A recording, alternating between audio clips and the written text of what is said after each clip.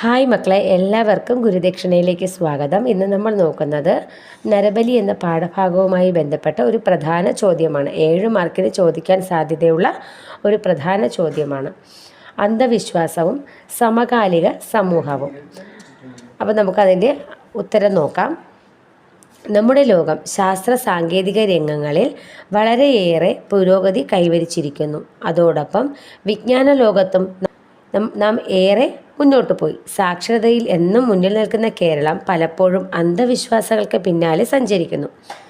രാജഭരണം ഉണ്ടായിരുന്ന കാലത്ത് രാജ്യത്ത് എന്തെങ്കിലും മഹാമാരിയോ ദുരിതങ്ങളോ ഉണ്ടായാൽ അവയെ ഇല്ലാതാക്കാൻ നരബലി വരെ നടത്തിയിരുന്നു. എന്നാൽ ഇത്തരം സാഹചര്യങ്ങൾ ഇന്നും സമൂഹത്തിൽ പലയിടങ്ങളിലും നടന്നു വരുന്നു. വിദ്യാഭ്യാസം ഉള്ളവർ പോലും ഇത്തരം ആചാരങ്ങൾക്ക് കൂട്ടുനിൽക്കുന്നു എന്നതാണ് ഏറെ ദുഃഖകരമായ കാര്യം. ഇനി നമുക്ക് അടുത്ത പാരഗ്രാഫ് നോക്കാം. പലതരം അന്ധവിശ്വാസങ്ങളും അനാചാരങ്ങളും നിറഞ്ഞതായിരുന്നു ഒരു കാലത്ത് സമൂഹം. അത്തരം വിശ്വാസങ്ങളെയും ആചാരങ്ങളെയും തുടച്ചു നീക്കിയെങ്കിലും ഇന്നും പലയിടങ്ങളിലും ആചാരാനുഷ്ഠാനങ്ങൾക്ക് പുറമെ അന്ധവിശ്വാസങ്ങളെ കൂടി മുറുകെ പിടിക്കുന്നവർ സമൂഹത്തിൽ ഏറെയാണ്. അന്ധവിശ്വാസങ്ങൾ പ്രചരിപ്പിക്കാൻ വിവരസാങ്കേതിക വിദ്യകൾ പോലും പ്രയോജനപ്പെടുത്തുന്നു എന്നതാണ് മറ്റൊരു സത്യം.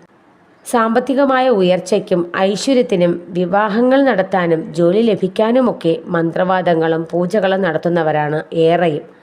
ഐശ്വര്യത്തിനും സമൃദ്ധിക്കും മനുഷ്യനെപ്പോലും കുരുതി കൊടുക്കുന്ന ആചാരങ്ങൾ ഇന്നും പലയിടത്തും ഉണ്ടെന്നതാണ് വാസ്തവം. ഇത്തരത്തിലുള്ള ജനവിഭാഗത്തെ ലജ്ജയോടെ മാത്രമേ നമുക്ക് നോക്കിക്കാണാൻ കഴിയൂ. അടുത്ത പാരഗ്രാഫ് നോക്കാം. ജീവിതത്തിൽ അഭിമുഖീകരിക്കേണ്ടി വരുന്ന പ്രശ്നങ്ങൾ പരിഹരിക്കാൻ പലപ്പോഴും ദുർമന്ത്രവാദങ്ങളെയാണ് ആശ്രയിക്കുന്നത്. ആ കാരണങ്ങൾ കൊണ്ട് തന്നെ ദിനം പ്രതി ആൾദൈവങ്ങളും അനാചാരങ്ങളും ആഭിചാരങ്ങളും കൂടി വരികയാണ് ചെയ്യുന്നത്.